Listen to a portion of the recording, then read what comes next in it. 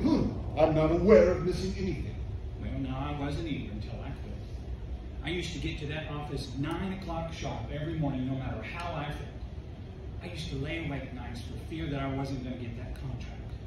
And I used to worry about the world, too. I used to worry about whether Cleveland or Blaine was going to be elected president. And boy, it sure seemed important at the time. But who cares now? What I'm trying to tell you, Mr. Kirby, is that I have had 35 years that no one can take away from me, no matter what they do to the world. Now, do you see? Yes, I do see. And it's a very dangerous philosophy, Mr. Vanderhoff. It's un-American. And it's exactly why I'm opposed to this marriage. I don't want Tony to come under its influence. And what's the matter with it, Father? The matter with it? It's downright communism, it's what it is. You didn't always think so. I most certainly did. What are you talking about? I'll tell you what I'm talking about.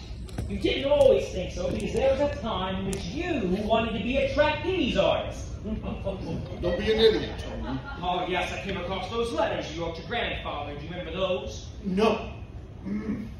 How dare you read those letters? How dare you? Oh, that's wonderful, Mr. Kirby. Did you wear tights? Certainly not.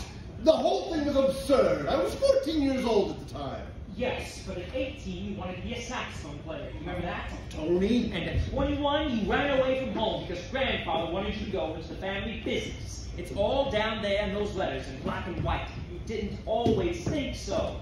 Well. I may have had foolish notions in my youth, but thank God my father knocked them out. I went into the business and forgot about it. Not altogether. You still have that saxophone in the back of your clothes closet. Oh, you do?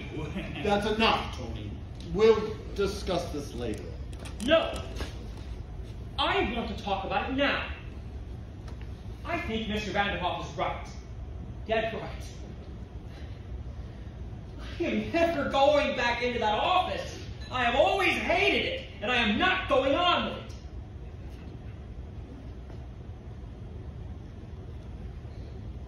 And I'll tell you something else. I didn't make a mistake last night. I knew it was the wrong night. I brought you here on purpose. Tony. Because I wanted you to see a family as they truly were. A family who loved and cared for one another. You've never understood me. You've never had the time. Well, I'm not going to make the same mistake you did. I'm getting out. Getting out? What do you mean? I mean, I'm not going to be pressured to go into the family business just because I am your son. I'm getting out while I still have a chance. Tony, what will you do? I don't know.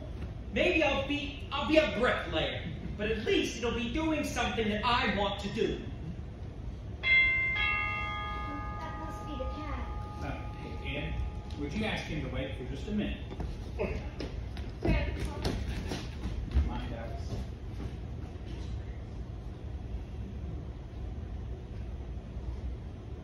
You know, Mr. Kirby, I think Tony is going through what you and I went through at his age.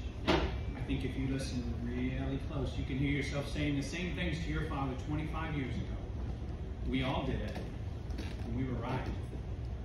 How many of us would settle when we're young for what we eventually get?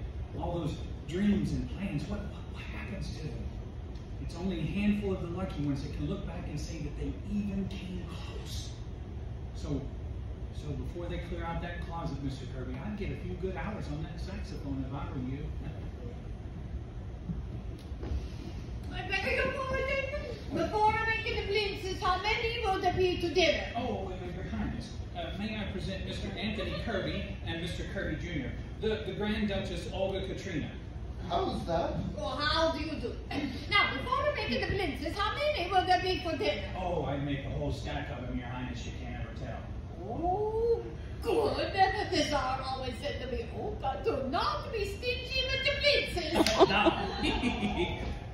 Pardon me, who did you say that was? Oh, that was the Grand Duchess Olga Katrina. She's cooking the dinner. Oh. Yes, and speaking of dinner, Mr. Kirby, why don't Tony and you both stay?